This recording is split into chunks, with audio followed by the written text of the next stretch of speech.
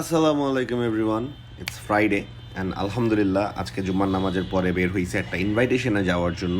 মানিক মে অ্যাভিনিউতে উঠেই দেখলাম আমাদের দেশের যে অবস্থা, সেখানে আরও একটা মিটিং চলতেছে। তো উঠে গেলাম এলিভেটেডে।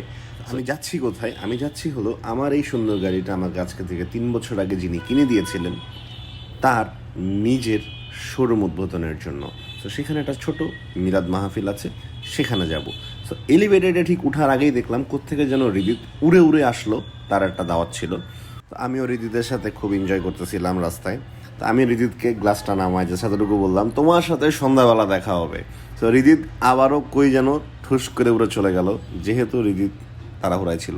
তো আলহামদুলিল্লাহ আমি চলে যাচ্ছি হলো উত্তরা দিয়াবাড়ি মেট্রো স্টেশন, যেখানে লাস্ট ট্রেনটা স্টপ হয় ঠিক তার নিচেই আমার ভাইয়ার নতুন শোরুম দিয়েছে।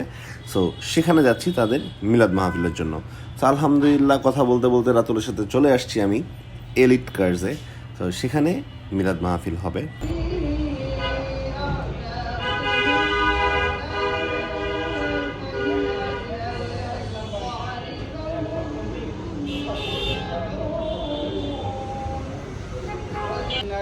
মেহরবানি করে আপনি আমাদের হাত দুখানাকে কবুল মঞ্জুর করে নিন।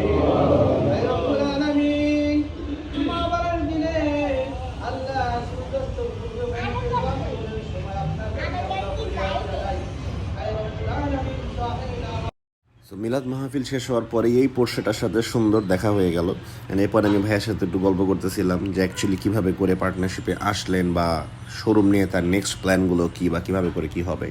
এবার আমি আপনাদেরকে শোরুমের ঠিকানাটা বলি। শোরুমের নাম হলো এলিট কার্স, এবং এটা হলো মেট্রো রেলে উঠে উত্তরা দিয়াবাড়ির যে লাস্ট মেট্রো স্টপটা আছে ঠিক সেখান থেকে নেমেই হাতের বাম দিকেই প্রথম যে গাড়ির শোরুমটা পড়ে সেটাই হচ্ছে এলিট কার্স। Thank you.